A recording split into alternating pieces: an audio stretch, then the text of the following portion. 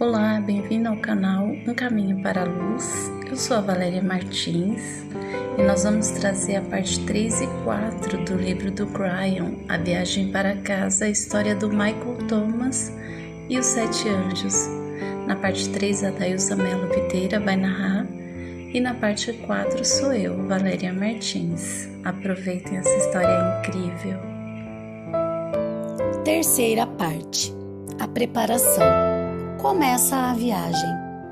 Incline a cabeça para a esquerda. Para a bandeja! Gritou a enfermeira para o paciente. Ele está a vomitar. Nesta noite, a sala de emergência do hospital, como sempre às sextas-feiras, estava a abarrotar. Desta vez, a lua cheia também complicou bastante.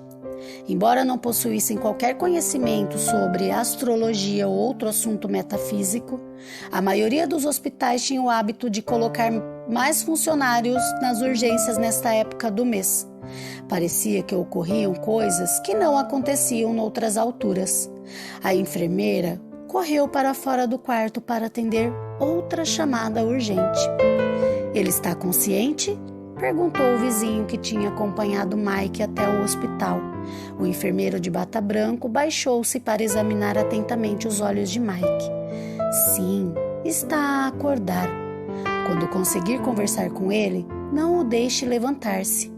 Está com um corte muito feio na cabeça e levou alguns pontos, além do maxilar que ainda vai doer por bastante tempo. A radiografia mostrou que está praticamente fraturado. Felizmente, conseguimos corrigir o desvio do osso enquanto ele estava inconsciente." O enfermeiro saiu do cubículo, uma área separada por uma cortina presa numa armação semicircular. Ao sair, fechou a cortina novamente para que Mike e o seu vizinho pudessem ficar sozinhos. Os sons da sala de emergência eram quase imperceptíveis, embora o vizinho conseguisse ouvir as pessoas e as atividades nos cubículos de ambos os lados. À esquerda estava uma mulher vítima de uma punhalada. Ao lado direito estava um senhor idoso com falta de ar e um braço inchado. Estavam ali há tanto tempo quanto Mike, cerca de 1 hora aproximadamente. Mike abriu os olhos e sentiu uma forte dor no maxilar inferior. Soube imediatamente que estava acordado. Acabou-se o sonho com o anjo, pensou, assim que a forte dor e toda a situação se transformaram lentamente em realidade. A iluminação fluorescente que iluminava a sala com uma luz brilhante fez com que Mike crispasse o rosto e fechasse os olhos. Fazia frio na sala e instantaneamente sentiu necessidade de um cobertor, mas ninguém lhe ofereceu um. "Você esteve inconsciente durante um bom bocado, companheiro", disse o vizinho, sentindo-se um pouco embaraçado por não saber nenhum nome de Mike. Eles cozelham a cabeça e puseram o maxilar no lugar. "É melhor que não fale." Mike olhou agradecido para o homem que estava curvado sobre ele. Apesar de estar ainda um pouco atordoado, analisou as feições do rosto do vizinho. Reconheceu-o como sendo um morador do apartamento ao lado do seu. O homem sentou-se junto da cama e Mike, que caiu num sono profundo. Quando acordou, apercebeu-se que estava num local diferente. Estava tudo tranquilo e silencioso, deitado numa cama. Assim que abriu os olhos e tentou clarear a mente enevoada, compreendeu que continuava no hospital, mas desta vez num quarto particular. Que quarto mais acolhedor, pensou. O seu olhar apático levou-o até os quadros da parede e a vistosa cadeira ao lado da cama. Havia um material de isolamento acústico no teto, cruzando o quarto em pequenos e elegantes quadrados, que a sua visão distorcia transformava em losangos. As lâmpadas fluorescentes continuavam lá, mas desligadas e semi-escondidas pela decoração. A claridade vinha principalmente de uma janela com vista para a baia e um par de lâmpadas dentro do quarto. Em vez do suporte de aparelho de TV que a maioria dos hospitais costuma ter na parede em frente da cama, havia um armário com um fino acabamento. As lâmpadas tinham vários tons, como num hotel de luxo, que combinavam com o papel de parede. Que espécie de lugar era este?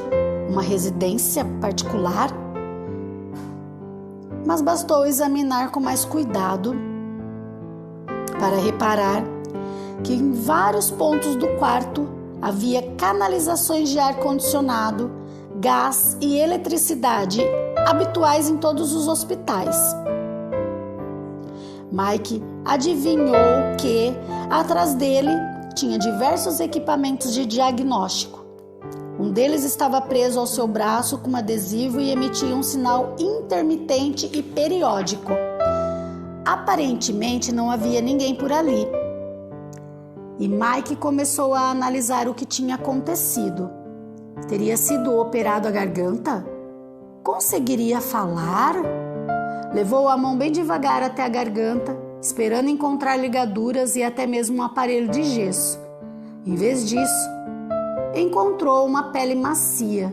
Apalpou em volta do pescoço e verificou que tudo estava bem. Gradualmente, tentou aclarar a garganta e logo se surpreendeu ao ouvir a sua própria voz. Foi só quando abriu a boca que descobriu qual era o problema. Uma dor violentíssima, capaz de causar náuseas, ferrou-se na boca e na base dos ouvidos. Já sei onde me doeu, pensou Mike enquanto guardava o propósito de não abrir novamente a boca tão depressa. Vejo que já acordamos. Posso dar-lhe algo para lhe tirar essa dor, Sr. Thomas? Disse uma voz feminina, lamurienta, mas gentil, vinda da porta do quarto. Mas irá recuperar mais depressa se conseguir aguentar sem os analgésicos. Não tem nenhum osso partido, só precisa de exercitar a mandíbula. A enfermeira, usando um uniforme padronizado, aproximou-se da cama. Para além desse uniforme bem passado e perfeito, notava-se que tinha muita experiência. Acima do bolso, várias medalhas de distintivos demonstravam a sua capacidade. Mike falou com a boca entreaberta para que não lhe doesse, movendo apenas a mandíbula para pronunciar as palavras. Onde eu estou? Está no hospital privado de Beverly Hills, Sr. Thomas, disse a enfermeira, aproximando-se da cama. Passou aqui a noite, depois de o terem trazido dos cuidados intensivos das urgências. Mas em breve terá alta. Mike abriu os olhos surpreendido e o seu rosto assumiu uma expressão de grande preocupação. Sabia de casos em que pagavam 2 a 3 mil dólares diários por estar internado num sítio assim. Seu coração palpitou aceleradamente ao pensar como irá pagar a fatura. Não se preocupe, Sr. Thomas, disse a enfermeira tranquilizando-o ao ver a expressão de Mike. Tudo está solucionado. Seu pai tratou de tudo e já pagou a fatura. Mike permaneceu em silêncio por um momento, a pensar como é que seu pai, já falecido, pudera fazer algo assim. Talvez ela tivesse deduzido que era o seu pai, mas era o seu vizinho. Mike recuperou força para dizer o seguinte: Você ouviu? Claro que ouvi. É muito simpático o seu pai. Alto e louro como você e com uma voz de santo. Sabe? Teve muito êxito entre as enfermeiras. Enquanto ouvia a enfermeira, reparou que ela tinha um sotaque de Minnesota, onde ele nascera. Naquela zona falava-se um pouco arrevezado, pondo o sujeito no final da frase, uma forma estranha de falar que ele tinha tido que corrigir quando chegara à Califórnia. A forma de falar de Minnesota fazia lembrar Yoda, o bichinho pequenininho de orelhas grandes, instrutor de Luke, o herói da apopeia. uma das personagens de Guerra das Estrelas. Pagou em dinheiro, continuou a enfermeira. Não se preocupe, Sr. Thomas. Ele até deixou uma mensagem para si. Mike sentou o coração aos pulos. Embora continuasse a suspeitar que o seu pai era o vizinho, porém a descrição da enfermeira não quadrava com nenhum dos dois. Ela saiu do quarto para ir buscar a mensagem. Menos de 5 minutos depois regressou com um pedaço de papel que evidentemente tinha uma mensagem escrita à máquina. Ele ditou a mensagem, explicou a enfermeira, enquanto tirava a folha de papel de dentro de um sobrescrito, timbrado com o logótipo do hospital. Disse que não tinha boa letra, por isso escrevemos à máquina. Mesmo assim é difícil de entender. Seu pai tratava-o por Pepe. Quando você era pequeno? A enfermeira entregou a folha a Mike. Leu o seguinte: Querido Michael, Pepe, nem tudo é o que parece. A tua busca começa agora. Cura-te rapidamente e prepara as tuas coisas para a viagem. Preparei a tua rota para casa. Aceita este presente e segue em frente. O caminho ser-te-á mostrado. Mike sentiu um calafrio a percorrer-lhe a espinha. Olhou para a enfermeira com gratidão e, colocando o papel contra o peito, fechou os olhos, dando a entender que queria ficar sozinho. A enfermeira captou a mensagem e abandonou o quarto. A mente de Mike processou várias possibilidades. A nota dizia: nem tudo é o que parece. Mas esta era uma explicação insuficiente. Sabia perfeitamente que na noite anterior uma facínora tinha pontapeado e ferido a sua garganta e tinha o deixado meio morto no chão do apartamento. Sentira, segundo a segundo, como todos os ossos tinham chiado durante aquele horrível incidente. No entanto, nada sofrera exceto a mandíbula deslocada, que logo fora colocada novamente no lugar, alguns arranhões e uma ou outra nódoa negra na cara e na cabeça, que doeriam durante algum tempo, mas que de forma nenhuma o deixariam incapacitado. Era esse o presente que tinha recebido? A ideia de que a visão do anjo tinha sido um acontecimento verídico não passou a fazer parte da realidade de Mike até ler aquela mensagem. Se não era do anjo, de quem era então? Realmente, não conhecia ninguém com bastante dinheiro ou que fosse suficientemente conhecido para lhe dar fosse o que fosse, muito menos para pagar a sua considerável conta de hospital. Que outra pessoa, para além do anjo, sabia da viagem que ele prometera fazer? Seu corpo vibrava com tanta pergunta e ele continuava com dúvidas acerca da mensagem e do seu significado, quando finalmente recebeu a confirmação do que necessitava. Então, sorriu. A enfermeira perguntara se lhe chamavam Pepe. Na nota estava escrito claramente Pepe, como se fosse um nome. Indubitavelmente, era o anjo quem o ditara, letra por letra, e também tinha pago a fatura. Mas não se tratava de um diminutivo ou de alguma alcunha. Aquelas letras eram iniciais de PP, propósito puro. Portanto, a saudação significava: querido Michael, de propósito puro. O sorriso de Mike transformou-se em riso. Estava dolorido, mas continuava a rir, e todo o seu corpo estremeceu com a alegria do momento, até que por fim se calou e derramou lágrimas de felicidade. Iria para casa. Os dias seguintes foram especiais. Mike recebeu alta e saiu do hospital, levando consigo uns quantos analgésicos que o ajudariam a aliviar a dor, mas descobriu que não precisava deles. O seu maxilar parecia recuperar a velocidade incrível, o que lhe permitia exercitá-lo com cuidado. Podia falar bem e, ao fim de 2 dias, já conseguia comer com normalidade. No início custou-lhe um pouco, mas ao longo do processo apenas sentiu algumas dores. O maxilar estava um pouco rígido, mas era suportável, dadas as circunstâncias.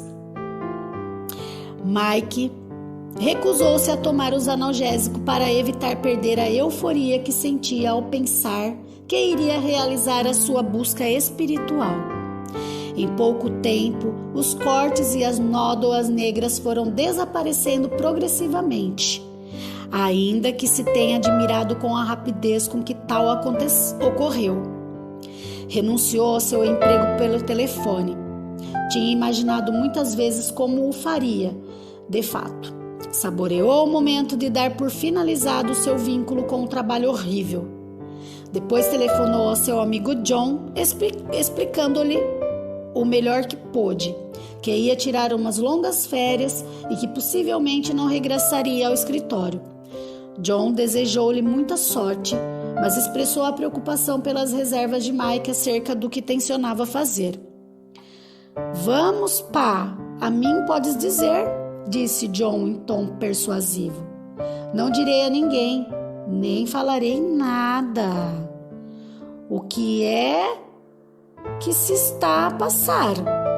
Mike sabia muito bem que John não entenderia a explicação que lhe aparecera em um anjo e lhe tinha dado instruções.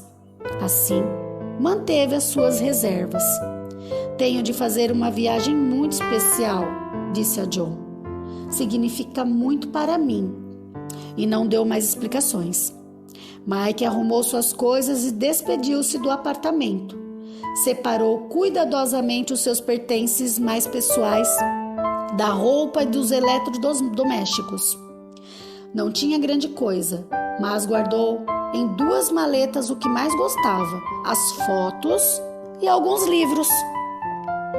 Como tinha consciência de que não podia levar muita roupa, selecionou apenas a que precisaria se fosse fazer uma breve viagem e guardou-a junto das fotos dos livros. Como tinha consciência de que não podia levar muita roupa, selecionou apenas a que precisaria se fosse fazer uma breve viagem e guardou-a junto das fotos e dos livros. Mike chamou o vizinho que lhe tinha salvo a vida e ofereceu-lhe roupa, o televisor, a bicicleta que usava para ir trabalhar e grande parte dos escassos pertences que acumulara durante o ano anterior. Disse-lhe: "Se não quiser, ofereça a uma instituição de beneficência." O vizinho ficou comovido pelo gesto e apertou efusivamente a mão de Mike, mostrando um aberto sorriso. Mike teve a sensação de que aquele homem precisava de muitas daquelas coisas que lhe dera, já que depois de ter chamado a ambulância, o vizinho também tinha salvo o gato. O peixe. Era natural que também ficasse com ele, afinal, já estava no seu aquário. "Adeus, gato, porta-te bem", disse Mike com um sorriso, ao despedir-se dele no apartamento do vizinho. Gato nem se dignou a olhar para ele porque estava entretido com seus novos amigos do aquário. No 5º dia, depois de ter saído do hospital, Mike apercebeu-se que estava a chegar ao fim dos preparativos. Não sabia exatamente o que fazer nem onde ir. Era de noite e tudo estava silencioso. Tinha a certeza de que o anjo sabia que ele estava pronto para partir e que o dia seguinte seria o início de algo novo. Sentia que a sua viagem era algo absolutamente real. Estava convencido de que saberia o que fazer. Tudo quanto tinha acontecido naquela semana justificava sua fé. Então, decidiu rever o que tinha guardado nas malas para sua viagem espiritual. Abriu-as examinou o que julgava necessário levar consigo. Antes do mais, as fotos. O álbum estava a desfazer-se devido ao passar do tempo, e muitas das velhas fotos estavam seguras às folhas por aqueles antigos cantos autocolantes que se usavam nos anos 50. Abriu o álbum com cuidado para não os descolar e, uma vez mais, sentiu a familiar melancolia ao deparar-se com a fotografia do casamento dos seus pais, a primeira do álbum. Tinha-a encontrado depois do acidente, junto de outras fotos deles. Nesta, os pais sorriam para a câmera, sendo evidente que estavam muito apaixonados. Começavam ali a sua vida em comum. Mike achava graça a roupa que usavam, e se bem se lembrava, aquela era a única vez que vira o seu pai de gravata. Mais tarde, Mike encontrou o velho vestido de noiva de sua mãe numa arca e teve de pedir a um vizinho que o embrulhasse e guardasse, pois para ele era muito doloroso. Quando tiraram aquela foto, Mike era apenas um brilho de entusiasmo no seu olhar, pois encaravam o futuro com muita esperança de coisas boas da vida. Contemplou a foto durante algum tempo e finalmente disse serenamente: "Papa, Mama, sou o vosso único filho. Espero que o que eu vou fazer não vos decepcione. Gosto muito dos dois e desejo vê-los em breve." Passaram uns minutos preciosos, durante os quais Mike folheou as páginas do álbum que continha a história da sua infância. Isso arrancou-lhes mais do que um sorriso. Ali estavam a velha quinta e as fotos dos seus diversos amigos. Adorava a foto no trator, quando tinha seus 6 anos. Aquele álbum era um tesouro. Sentiu que Deus estava contente porque ele respeitava os seus pais e a sua educação, ao decidir levar aquelas fotos na sua viagem especial. Não sabia o que acabaria por fazer ao álbum, mas, naquele momento, sentia que não podia deixá-lo para trás. Depois estavam os livros. Ah, como os adorava! A sua Bíblia, gasta de tanto tê-la, tinha-o reconfortado em muitíssimas ocasiões. Embora não entendesse todo o conteúdo, sentia sua energia espiritual. Tinha aguardado cuidadosamente e era algo a que nunca renunciaria. Depois vinham os livros que lera durante a infância, a que atribuía grande significado. Eram apenas uns livritos de bolso, que relia periodicamente. Cada vez que os relia, recordava-se do que fizera naquela idade em que descobria pela primeira vez essas maravilhosas histórias e personagens. Finalmente, estava a grande aventura de Moby Dick, que leu quando já era mais velho, assim como a coleção de Sherlock Holmes e os seus poemas favoritos, escritos por autores quase desconhecidos. Tanto os livros quanto as fotos estavam cuidadosamente metidos em 2 maletas para poderem ser transportados mais facilmente. Isto permitia-lhe levar também uma bolsa de tamanho médio, capaz de guardar um par de sanduíches no momento de penúria. Mike sentiu que estava preparado e sentou-se no chão do apartamento, agora vazio. Tinha uma almofada, o que lhe bastava para dormir.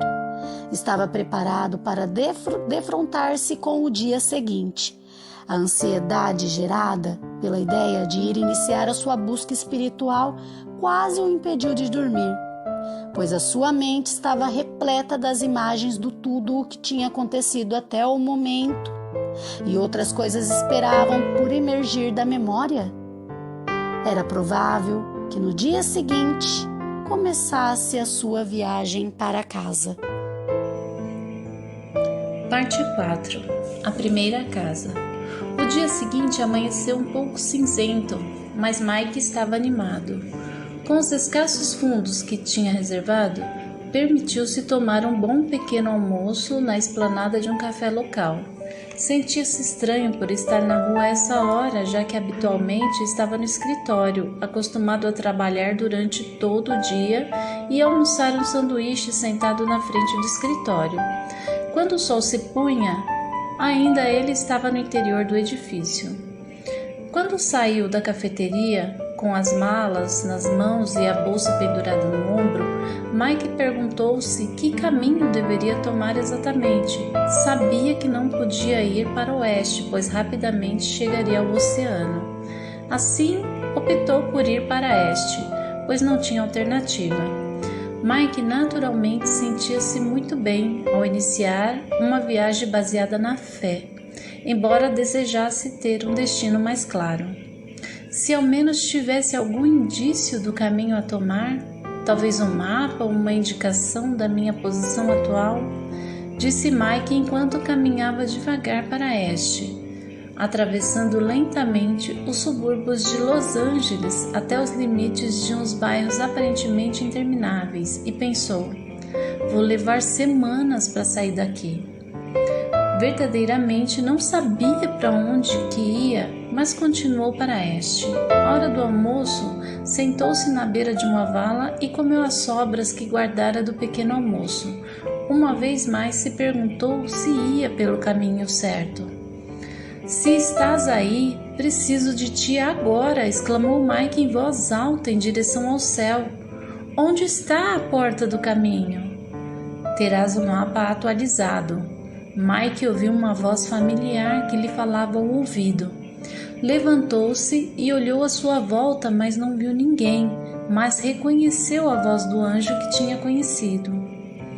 Ouvi isso realmente ou foi uma impressão minha? Murmurou Mike com uma sensação de alívio. Finalmente havia alguma comunicação. Por que demoraste tanto? Acrescentou com uma ponta de humor. Só agora me pediste ajuda, disse a voz. Mas andei horas às voltas. Essa foi a sua escolha. Por que levaste tanto tempo a verbalizar o teu pedido? Era evidente que a voz tinha um matiz divertido ao responder à observação do Mike. Estás a dizer que eu só tenho ajuda quando eu peço? Sim, claro. És um espírito livre, respeitado e poderoso, capaz de escolher o teu próprio caminho se assim o decidires.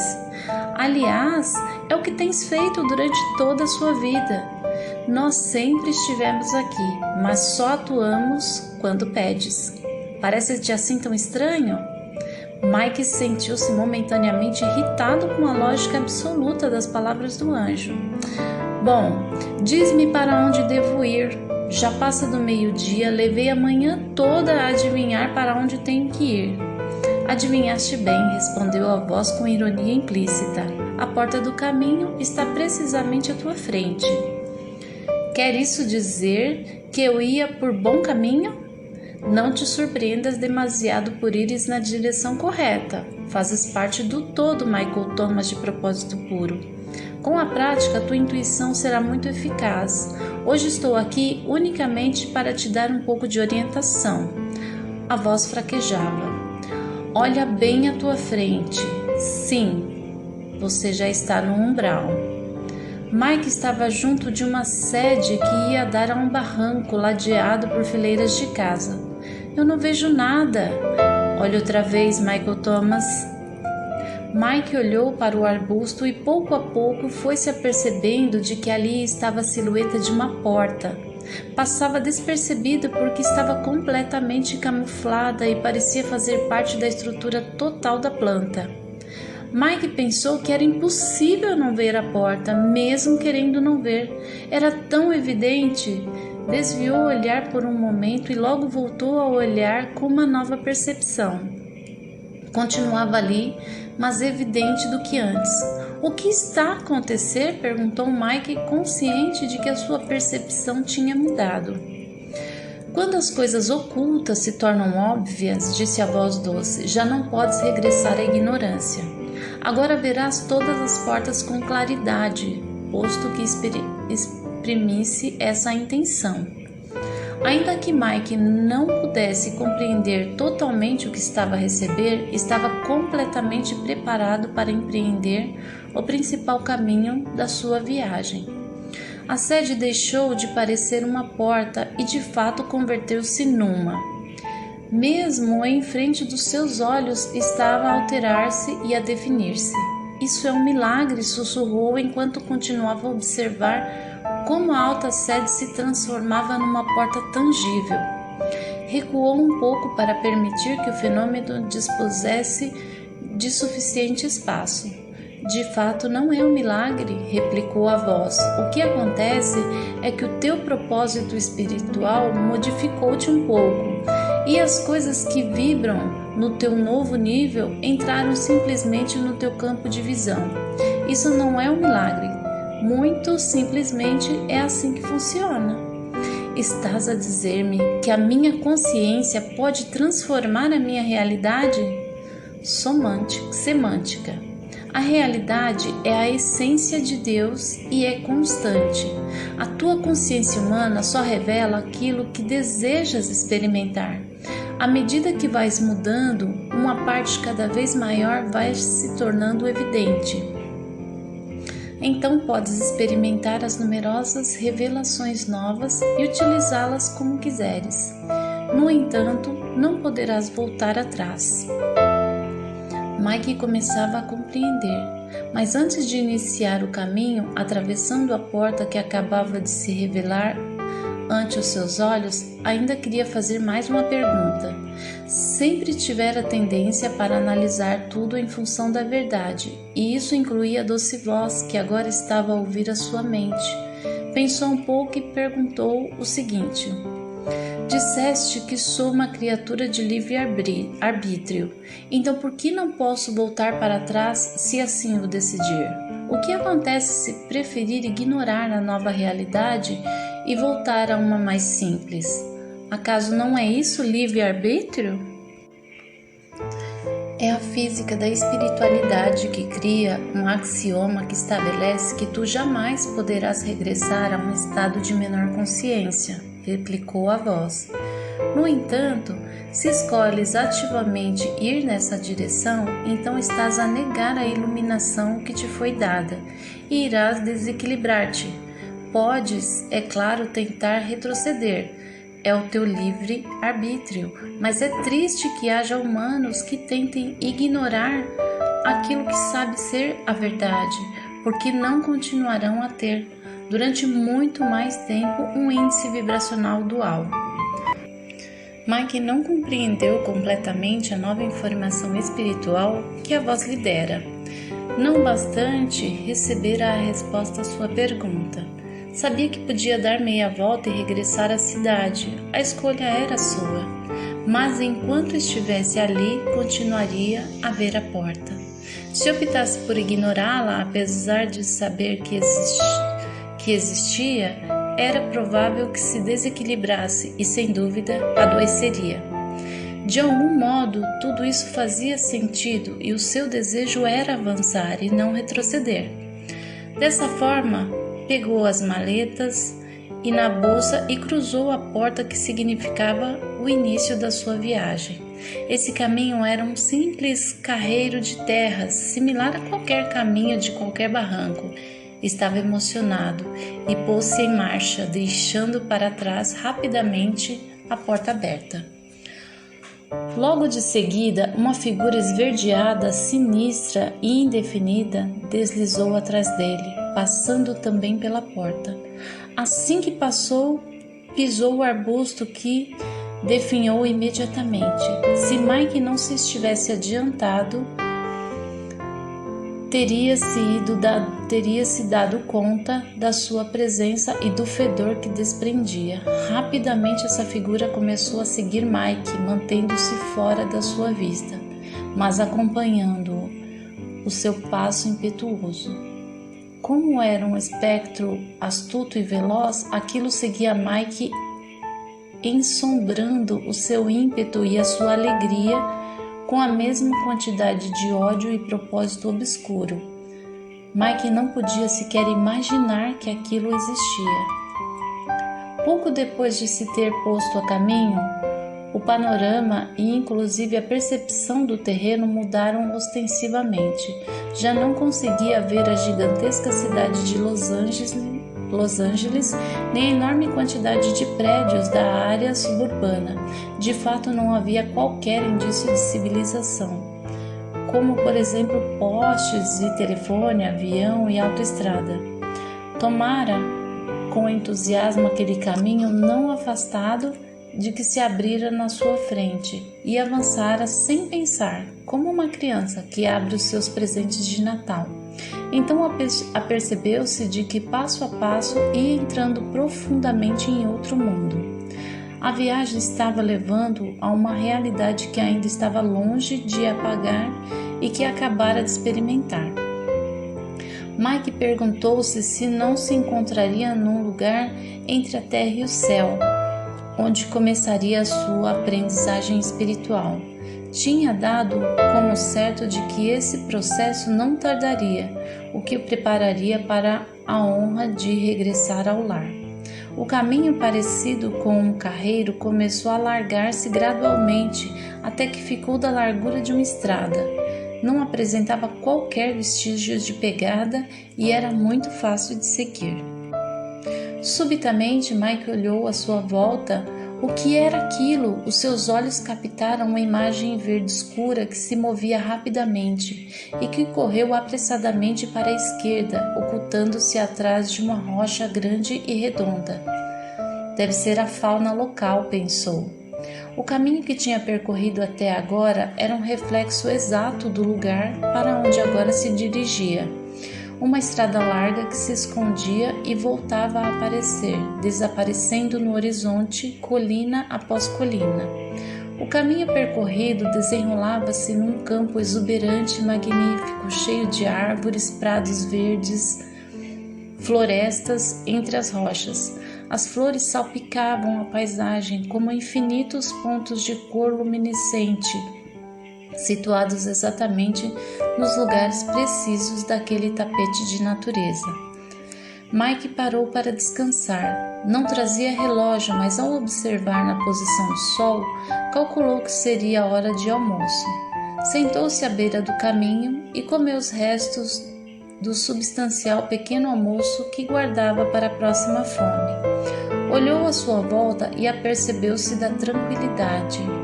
Não há pássaros, pensou, olhando para o chão mais de perto, acrescentou. E também não há insetos. Esse lugar é realmente muito estranho. Mike observava tudo quando sentiu uma ligeira brisa no cabelo. Bom, pelo menos há ar. Olhou para o céu e contemplou o azul nítido de um dia magnífico e renovador. Apercebeu-se que não havia mais comida, mas também sabia que não estava sozinho e que de um modo ou de outro Deus lhe daria o sustento.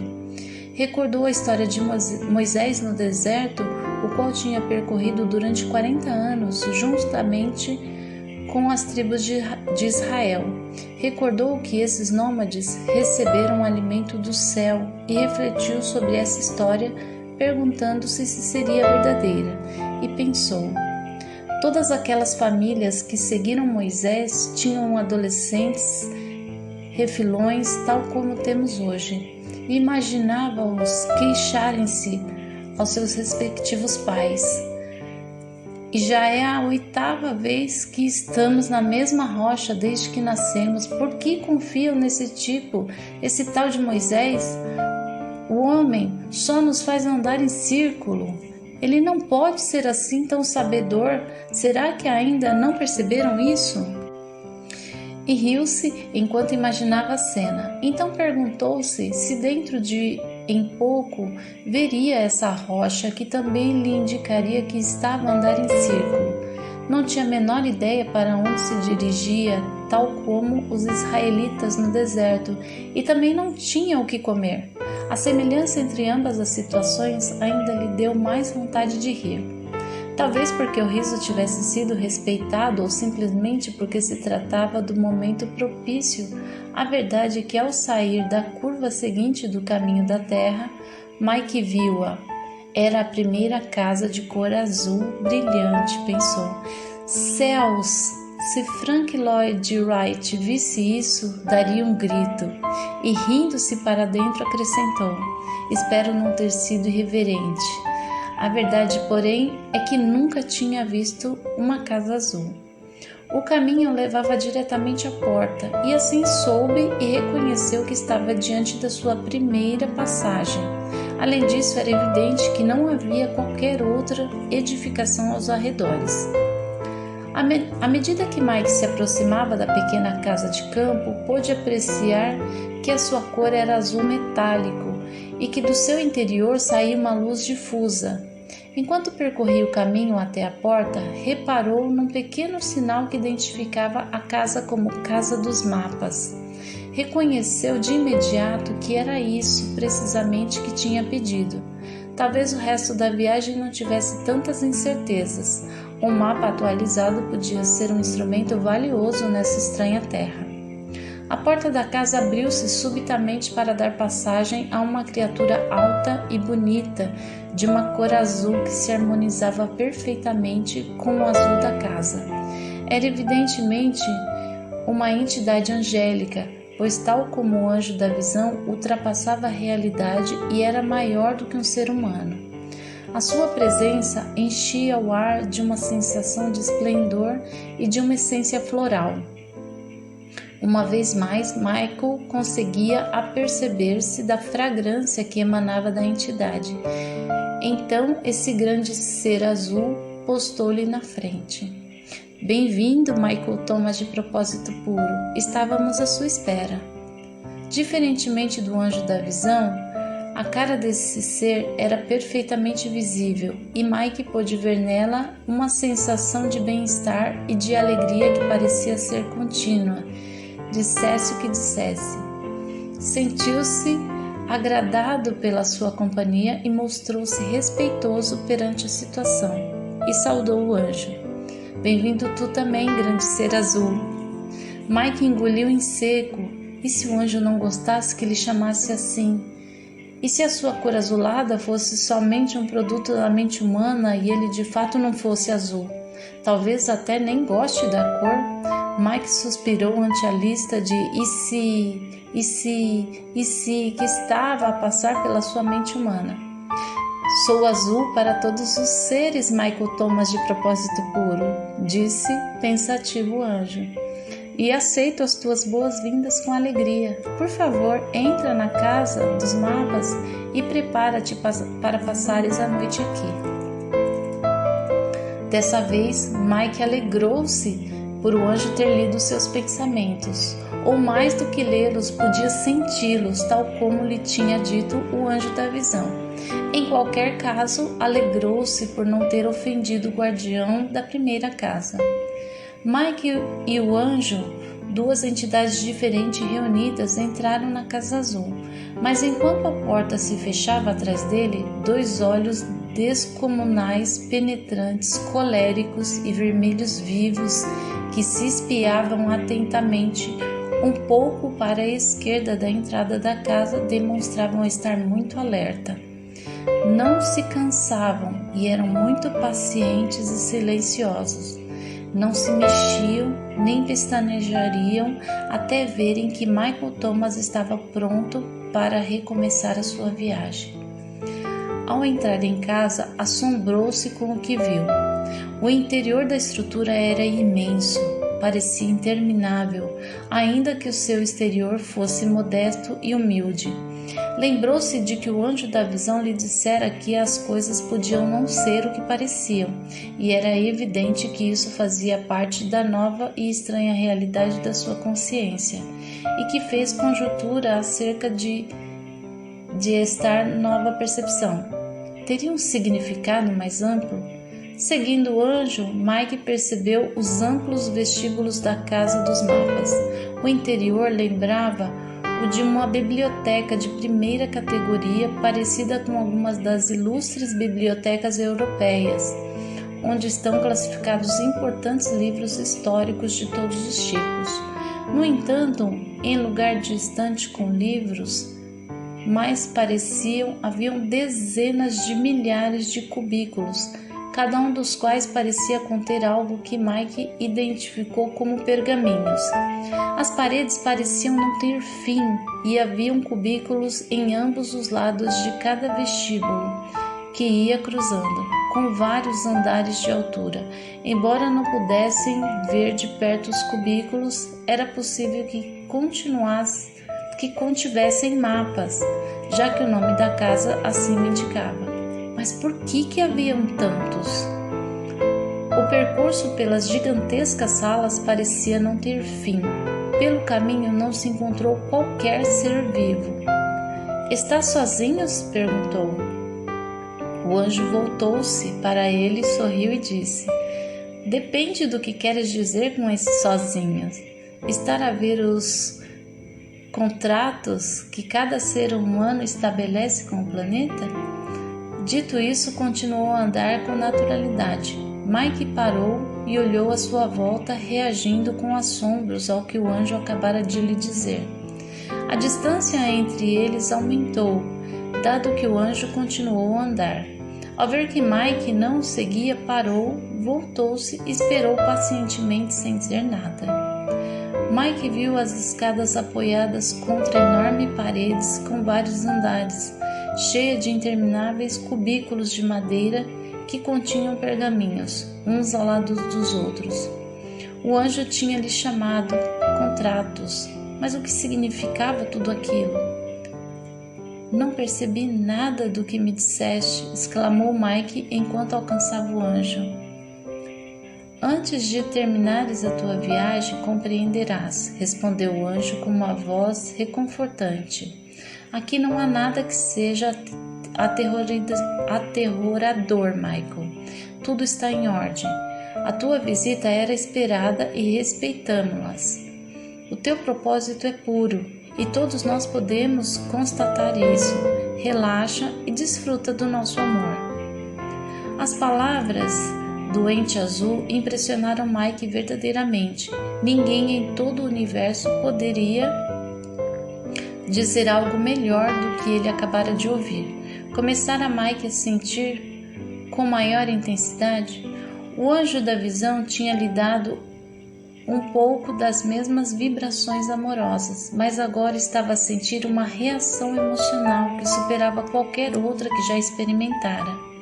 Ser amado é uma sensação maravilhosa, não é verdade, Michael? O anjo azul caminhava novamente junto de Mike e era muito mais alto do que ele. "O que é esse sentimento?" perguntou Michael calmamente. "Estou quase a chorar." "Estás mudando para outra vibração, Mike." "Não entendo o que isso quer dizer. E o senhor tem nome?" Mike novamente se perguntou se teria ofendido aquele ser e se fosse um anjo feminino. Mike nada sabia acerca desse tipo de coisas, mas o porte e a aparência do anjo poderiam ser perfeitamente femininos. "Chama-me simplesmente Azul", respondeu o anjo piscando o olho. "Eu não tenho gênero, mas pelo meu tamanho e pela minha voz, atualmente deduz que sou do gênero masculino. Para mim está bem que me trates como tal." Fez uma pausa para que Mike pudesse captar o que fora dito e continuou. "A tua estrutura celular de ser humano pode existir em diversos índices vibracionais, Michael. O índice vibratório a que estás habituado é, digamos assim, o nível número 1. Habituastes a ele e que te serviu dignamente. Todavia, nessa viagem é preciso que vás mais longe, que passes a um índice vibratório de valor 6 ou 7, para assim poderes avançar até a tua meta. Nesse momento estás a mudar para o que poderíamos chamar o índice 2, dado que não termos o nome melhor para lhe dar.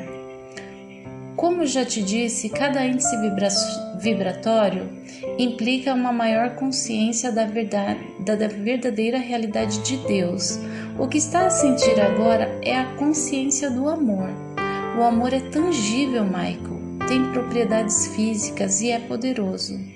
O teu novo índice vibratório permite senti-lo muito mais, como nunca tinha sentido antes. É a essência dessa casa e irá intensificar-se à medida que fores visitando cada uma das outras casas. Mike estava encantado por ouvir Azul.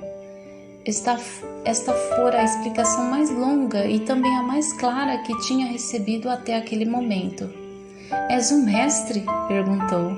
Sim, cada um dos anjos das casas existe com essa finalidade, exceto o da última. Terei de te fazer várias revelações que dizem respeito à minha casa, e os outros anjos farão o mesmo. Quando tiveres terminado a viagem, a tua visão do conjunto acerca de como funcionam as coisas no universo será muito maior do que o que tens agora. A minha missão é proporcionar-te parte daquilo que te tornastes merecedor por teres expressado o teu propósito. Estás aqui na minha casa para receber o mapa do teu contrato.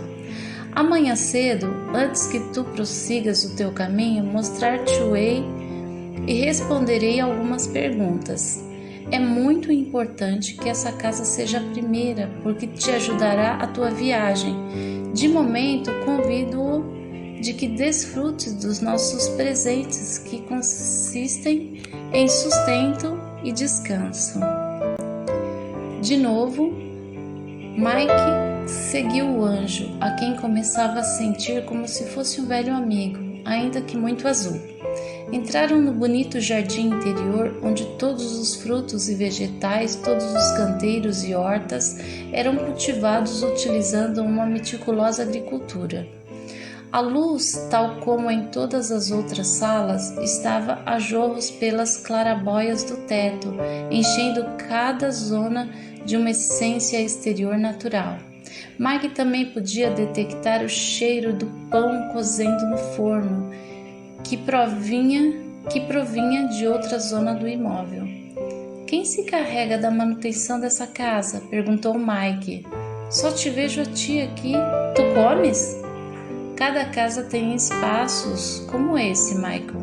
E não, eu não como. Esse jardim existe exclusivamente para os humanos que, como tu, estão a fazer esse caminho. Dedicam um tempo a essa experiência de aprendizagem e passam por aqui. O jardim tem muitos zeladores, só que agora não podes vê-los. Enquanto percorrer o teu caminho do conhecimento, não te faltará sustento, saúde e alojamento. Essa é a nossa forma de te honrar e respeitar o teu propósito. Mike começou a sentir a agradável sensação de estar protegido enquanto iam visitando outras salas, com o ser humano seguindo sempre o ente azul. Finalmente chegaram a uma zona singular de descanso, composta por dependências privadas, providas de uma fantástica cama de tossel e memorável lençóis brancos que convidavam Mike a deixar cair sobre eles o seu corpo fadigado. As fofas almofadas chegavam à sua atenção, oferecendo-lhe a comodidade e a segurança de um sono profundo. Mike está espantado com o nível de organização que reinava naquela casa. Então perguntou espantado: tudo isso é para mim? Para ti e para todos os outros, Michael. Tudo isso foi preparado para que qualquer um que tenha o mesmo propósito do que tu. Na sala contígua havia um banquete total que Mike jamais conseguiria consumi-lo todo, por muito que tentasse. Era composto pela comida mais suculenta que jamais vira e em demasia para uma só pessoa. Come o que quiseres, Mike, disse o anjo, que nada se desperdiçará, mas não guardes o que sobrares. Resiste à tentação de levar. Isso faz parte de uma prova do teu processo e é algo que entenderás mais tarde. Azul deixou-o sozinho e saiu do recinto. Mike pousou a sua bagagem, sentou-se e pôs-se a comer como raramente tinha comido. Teve cuidado para não cair na gulodice, mas comeu do delicioso manjar até estar satisfeito. As pálpebras começaram a fechar-se e o ambiente proporciona um grau de comodidade que Mike não voltara a experimentar desde o tempo de criança, ao cuidado de seu carinhoso pai. Se pudesse conservar essa sensação, pensou, até o fato de ser humano valerá a pena. Levantou-se da mesa, pensando que lavaria os pratos sujos do dia seguinte da manhã. Sentia-se tão cansado, conseguiu tirar a roupa com dificuldade e pendurou-a nos cabides da parede. Caiu redondo na cama e rapidamente foi possuído pela cálida abrangência de um sono tranquilo. Na quietude da manhã, Mike levantou-se, sentindo-se incrivelmente renovado. Lavou-se e dirigiu-se à zona do restaurante, onde constatou que já tinham levantado da cama. No lugar dos pratos sujos do jantar, estava um fantástico pequeno almoço. Em parte tinha acordado com o cheiro de batata frita e dos ovos estrelados e com o aroma delicioso de um pão acabadinho de cozer. Comeu sozinho e naquele silêncio novamente se perguntou se a sua decisão de voltar para casa fora correta.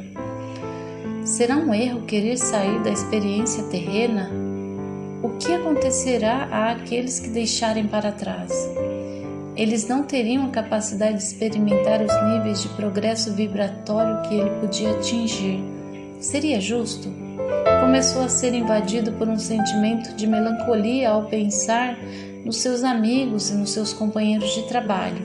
Estava até preocupado com a sua ex-amante e perguntou-se: o que é que está a acontecer?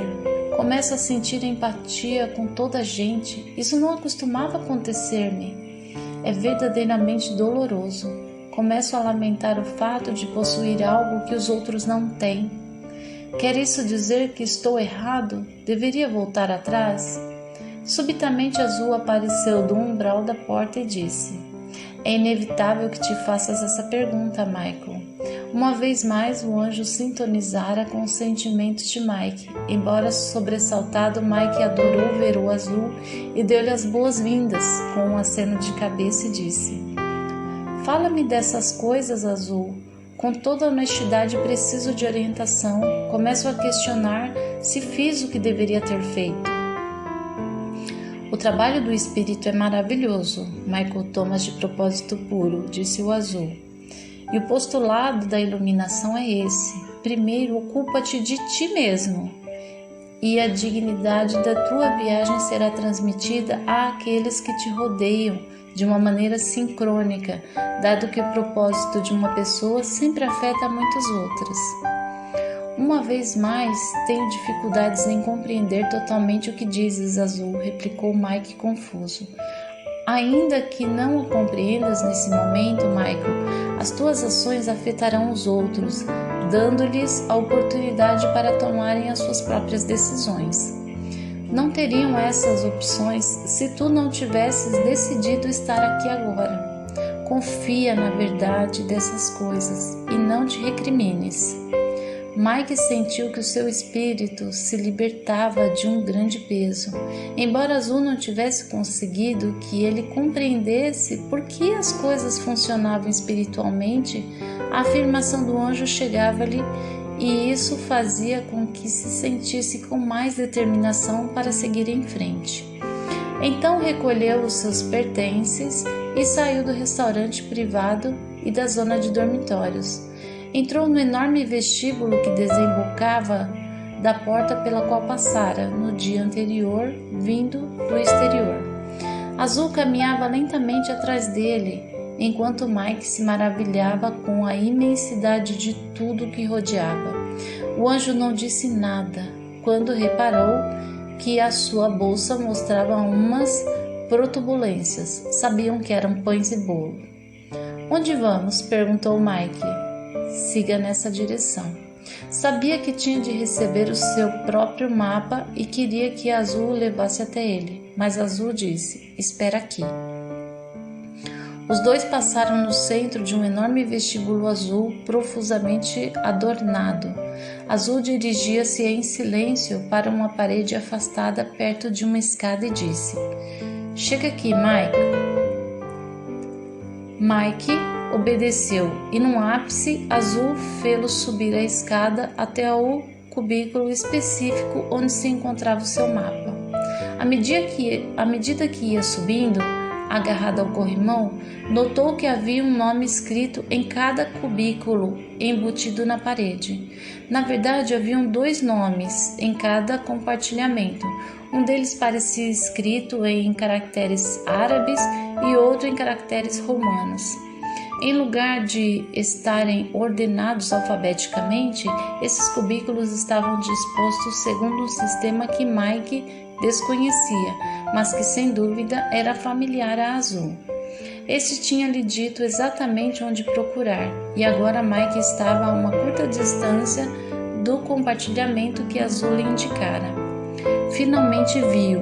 O compartilhamento tinha escrito Michael Thomas, junto de outros letreiros escritos em estranhos caracteres, tal como os outros compartilhamentos.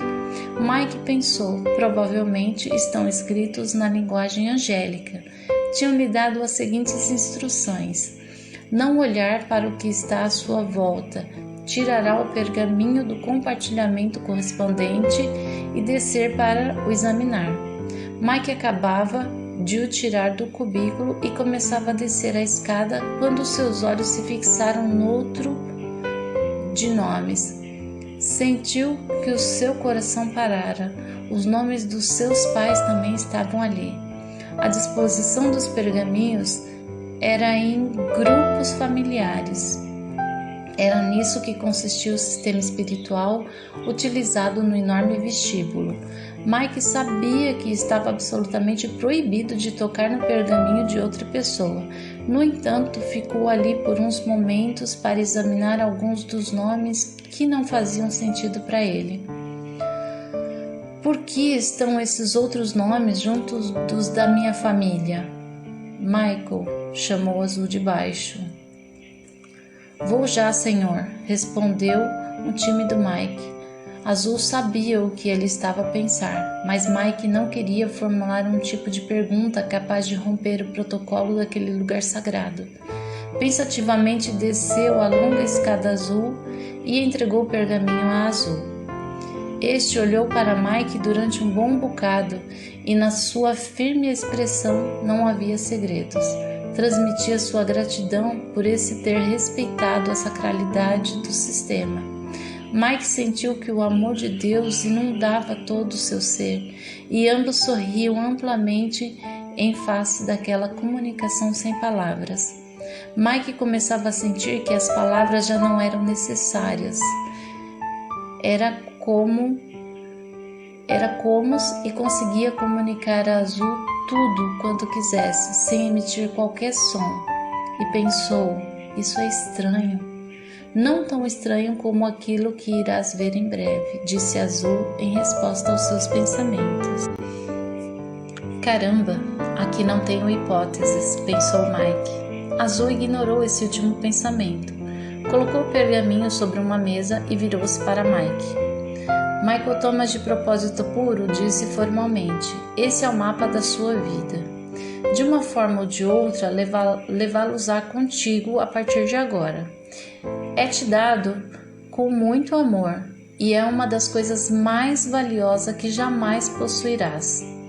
Logo, Mike recordou as palavras do anjo da visão do hospital, a propósito de que a nova energia seria muito mais ativa do que antes. Então Mike fez a pergunta inevitável: é um mapa atualizado? Mais atualizado do que poderias desejar.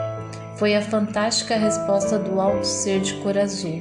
Mike ficou até com a sensação de que Azul se ria dissimuladamente. Azul, sem pronunciar uma palavra, entregou o mapa para Mike, convidando-o a examiná-lo. Mike pegou nele e apertou-o contra o peito durante um momento, desfrutando daquele presente, como se fosse uma criança. Sentiu o caráter sagrado do momento e abriu o mapa com tal cerimônia que fez sorrir Azul, que sabia o que ia acontecer. Qualquer reação de assombro ou expectativa desapareceu enquanto Mike desenrolava o pequeno pergaminho. estava em branco, ou não. Precisamente no centro do pergaminho, visível apenas através de um cuidadoso exame, encontrava-se um grupo de símbolos e letras. Mike inclinou-se e observou de perto aqueles caracteres agrupados. Uma seta assinalava um pequeno ponto vermelho. Junto desse ponto estava a palavra "Estás aqui". Ao lado havia um pequeno símbolo que representava uma casa de campo, no qual se podia ler "Casa dos Mapas". Ao lado desse havia uma pequena zona profusamente detalhada com cerca de 3 centímetros que continha o caminho percorrido por Mike até aquele momento. E acabava ali, sem mais nada. O mapa só mostrava onde ele estava naquele momento e detalhava unicamente uma pequena zona que se estendia mais ou menos por 100 metros em cada direção. "O que é isso?" inquiriu Mike sem muito respeito. "Trata-se de uma piada angélica azul? Percorri todo esse caminho até a Casa dos Mapas para receber um maravilhoso pergaminho sagrado que me diz que estou na Casa dos Mapas?" As coisas nem sempre são o que parece, Michael Thomas de propósito puro. Guarda esse dom e leva-o contigo. Na realidade, Azul não estava a responder à pergunta. Mike apercebeu-se intuitivamente que não seria boa ideia voltar a fazê-la, pelo que enrolou aquele inútil mapa e guardou-o na mochila. Estava claramente decepcionado. Azul, seguido por Mike, percorreu de novo o caminho que levava à porta principal e saiu para o ar livre. O anjo dirigiu-se a Mike dizendo: "Michael Thomas de propósito puro, devo fazer-te uma pergunta antes de continuares a viagem para casa." "Diz, meu amigo Azul, qual é a pergunta?" "Michael Thomas de propósito puro, amas a Deus?" Azul estava muito sério. Mike achou estranho que o anjo da visão do hospital também lhe tivesse feito a mesma pergunta e quase no mesmo tom, e perguntou-se qual seria o significado dessa repetição. "Querido esplendoroso mestre Azul, dado que podes ver o meu coração, já sabes que amo Deus sem qualquer dúvida." Mike olhou de frente para o anjo enquanto lhe dava sua sincera resposta. "Que assim seja", disse Azul e entrou na pequena casa azul cobalto, fechando a porta com firmeza.